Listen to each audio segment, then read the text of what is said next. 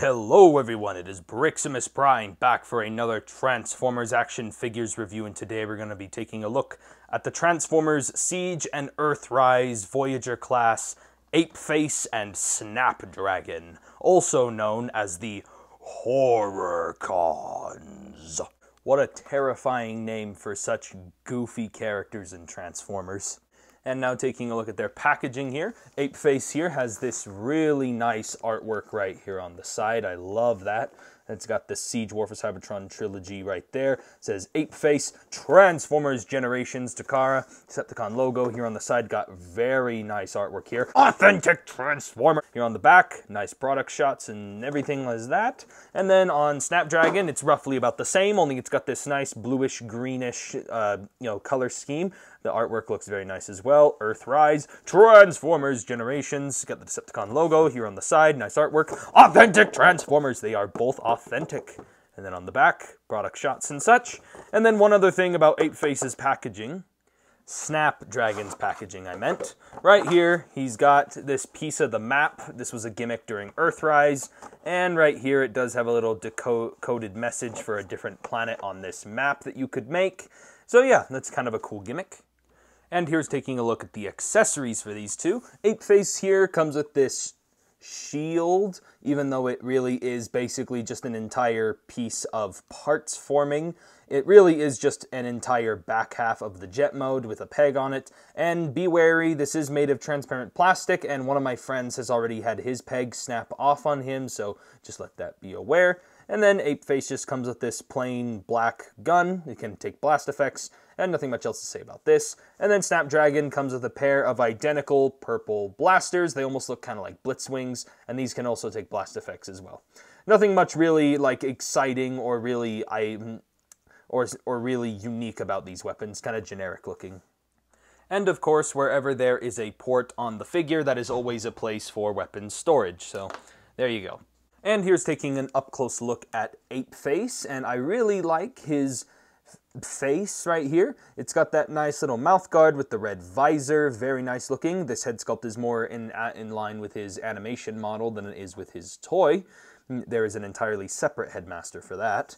And then he's got a nice Decepticon logo right there. I love the purple and black and the white color scheme, though one thing I can complain about that a lot of people have complained about with this figure is the fact that he has the white plastic that was used here. It is nice and detailed with all the mechanical detailing, but the white plastic here looks a little bit low quality. Like, it almost looks like he's made out of wax. Like, that's the kind of white that is given off here. It's almost like an off-white, bony white. It just looks cheap. But overall, the rest of the figure looks great. He's got all this battle damage and everything that Siege was so iconic for. He's got nice purple and this like kind of salmon pink all over. You really like the way how this guy looks. And also just something cool, even though this is part of his transformation, his ape headmaster head. If you rotate it around, it kind of looks like he's got a battle mask on. Yeah, I like the mechanical detailing, and a lot of the stuff here is really nice. The only thing about this figure that I feel like is a little bit off is this guy was kind of a weird addition to Siege, and part of me thinks that this guy and Snapdragon were both canceled Titans Return figures that were then that they then just dumped them into Siege because they were like into the War for Cybertron trilogy because they were like, oh, we need more figures, and so they just kind of dumped some of these old Titans Return because the engineering here does not feel very Siege quality. It feels more Prime Wars trilogy kind of engineering. But going over the articulation, the head is on a ball joint. It's on that little headmaster ball joint right there, so it can move around, but it doesn't really hold too many poses besides side to side. Shoulders rotate. They can move in and out. He's got a bicep swivel, 90 degrees of bend at the elbow, and then he also has...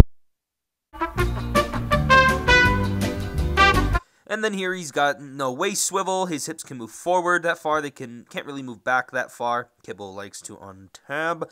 The legs can move outward that far. He does get a thigh swivel. 90 degrees of bend at the knee. Really nice. And then his toes can move up and down. And then he's got ankle pivot. So at least that carried over from the Siege stuff.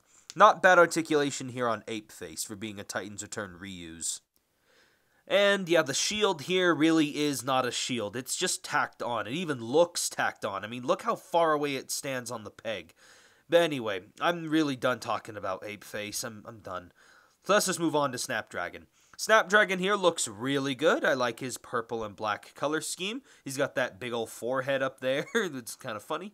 But I like the figure. He looks really nice. He is a headmaster as well. The Decepticon logos look nice. Mechanical detailing is pristine.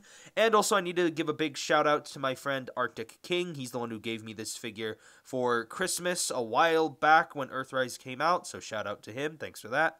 And yeah, like I said, Decepticon logos look nice. The painting and sculpting here is really nice as well. And overall, I think the figure feels a lot better than Apeface. Like, just overall, the plastic feels better, and it looks better. I like the color scheme and everything, and the figure definitely is better because of just the playability, because he doesn't feel like he's about to fall apart like Apeface does. Especially with the colors here, like I said. I do wish he came with maybe more accessories, but overall, I think the figure is fine on his own, and the articulation is good as well. But we'll get more into that in a little bit. And yeah, really, I don't really got much to really say about this guy other than that he definitely feels better than Apeface. That's for sure. He's got the ball joint at the head, you know that.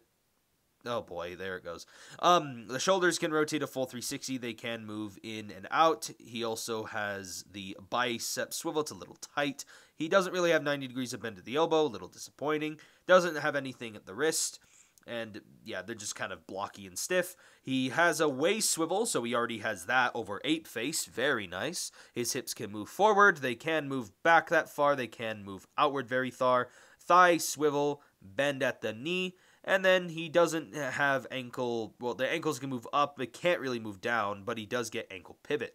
So very nice articulation here on Snapdragon. I really like the way how he poses, because it makes him feel a lot better than Apeface. That is definitely something he has over him.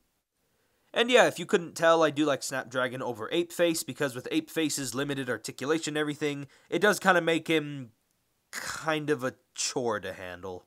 Here is Snapdragon and Apeface compared next to the last Transformers figures I reviewed, the Shattered Glass Optimus Prime and Ratchet. And then here is Snapdragon and Apeface compared next to the last pair of Headmaster figures. I also took a look at the Worlds Collide 4-pack Fangry and the Wreck and Rule Collection's Twin Twist. So anyway, that's it for comparisons. Now let's get into these guys' transformations. And again, these guys are triple changers, so we have two modes to look at.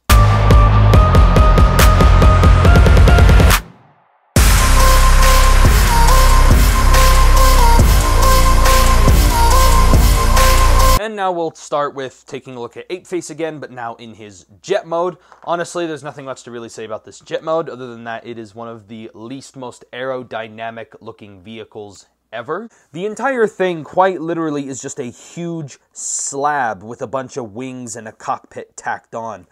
The entire thing really is just a giant brick. There's no landing gear. Like, yes, the mechanical detailing and everything is there, and I do like the presence of hot pink on this, but it really is just a brick. There is, however, a feature right here underneath the cockpit. There's a little cockpit area under here where you can put the Headmaster in there, but you have to remove this shield thingy.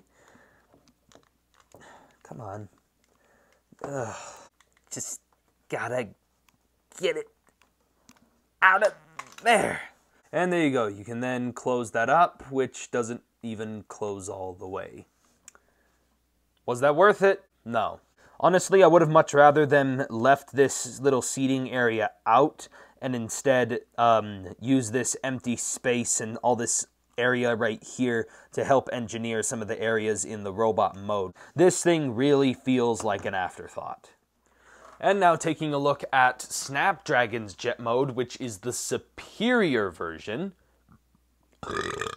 I love the way how this looks.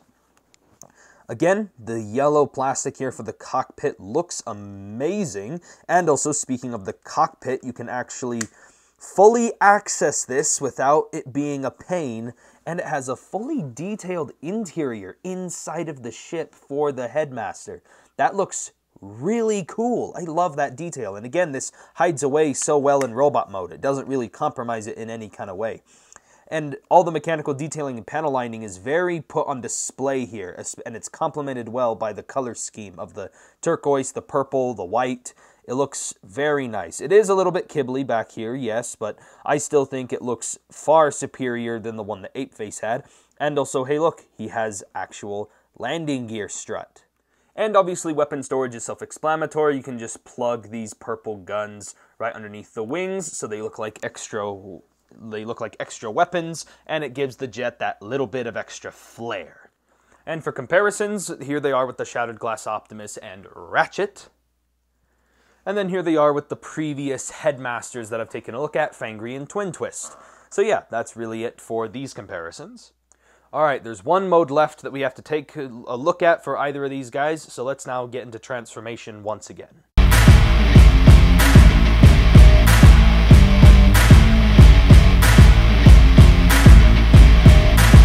And now here is taking a look at Apeface's Gorilla mode. And overall, I think the Gorilla looks fine. The head is really well engineered. I like how the head looks, and especially how the headmaster actually engineers into being part of the head. I also like the teeth, very cleanly painted, and I like the ball joint here. It's very expressive, and overall, the ape looks pretty good. The mechanical detailing is nice and precise. I like these little bits of detail right there, the Decepticon logos. And oh boy, does this ape got some junk in the trunk.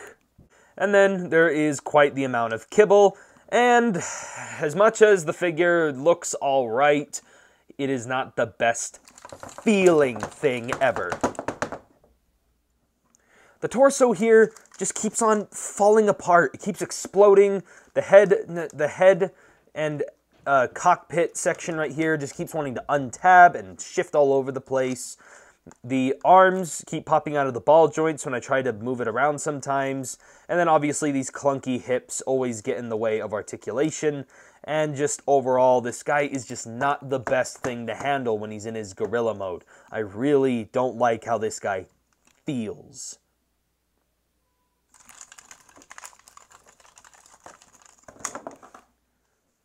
It's really hard to not handle this like an ape. Snapdragon, on the other hand, obviously he doesn't actually transform into a dragon. He transforms into a little Tyrannosaurus here. And this beast mode may not look the best like Apeface, but this one certainly feels a lot better. The only complaint I really have is here in the head. Again, it is clever how they managed to get both of the headmasters to integrate into both heads for both modes with the robot and the beast. And they did the same thing here with him, only except he has this lower jaw that poses due to it, so that's pretty nice. And then the shoulders can have very nice little turquoise, and again, the mechanical detailing looks great. The weapon storage even looks good as well. And overall, I just love how this looks. The tail doesn't really pose or anything, but it still looks a lot better and a lot more in proportion than Apeface's does. He just looks a little wide in the hips. Going over the articulation on this guy, the head can shift up, it can shift down, it also can shift right here, like I previously mentioned jaw. Shoulders can rotate forward and backward. They got a ball joint at the elbow, which allows for some swiveling and a bend at the elbow. His hips can rotate a full 360. They can move in and out. He does get a thigh swivel. Not really much bend at the knee. If you try to maybe fidget with some of these wing pieces, you can get a little bit more, but it's not really worth it. Feet can shift up and down. And then finally, the tip of the tail can also shift up and down as well. So that's really it for the articulation on this guy. I definitely like the Snapdragon just overall better because they made the right compromises and it just feels a lot better to handle. Apeface here, he's got a ball joint at the head. Hinge joints right here. He's got ball joints at the shoulders that can rotate a full 360, move in and out. Bends at the elbow here. His wrists can move up and down. And then this can... hips can shift forward and back. He's got a bend at his little knee. His foot can hinge. And he can... I give up on this figure. Here is Apeface and Snapdragon's beast modes compared to Shattered Glass Optimus and Ratchet. And then here they are with Fangry and Twin Twist. Fangry looks right at home with these two. Now let's get these guys back into robot mode so I can give them my final verdict. And that is basically it for my review on the Transformers Siege and Earthrise, Apeface, and Snapdragon. Now, like I said before, both of these figures really feel like they were older figures that kind of just got repackaged and whatever, and just thrown into Siege and Earthrise as just filler figures because Hasbro just needed something new to fill in the gaps. And their engineering definitely suffers for it, more so on Apeface's part. If it hasn't been clear already, I do love Snapdragon more than I do Apeface, but that doesn't mean, at least when it comes to engineering, but I still think Apeface is a very fun toy and still a very fun figure to mess around with. I just love Snapdragon's style that little bit more, and his engineering just makes him a lot more fun to handle. It just makes me not really want to play with Apeface's other modes all that much. I mostly will probably just keep him in robot mode. But yeah, if I had to give these figures individual ratings, I give Apeface a very solid 5 out of 10. And then for Snapdragon, I give him a solid 7 out of 10. So yeah, I really like these figures. Not as much as maybe some other ones, but these guys are definitely not the worst I've handled. I love these guys. Especially when you get them together as a pair. I also like them when you get them together. It's nice to have the Horrorcons together. So yeah, that is basically it for this review. If you guys enjoyed it, be sure to give me a like on the video. Comment down below what you guys think. Subscribe to the channel for more Transformers and action figure videos. And I'll catch you guys next time.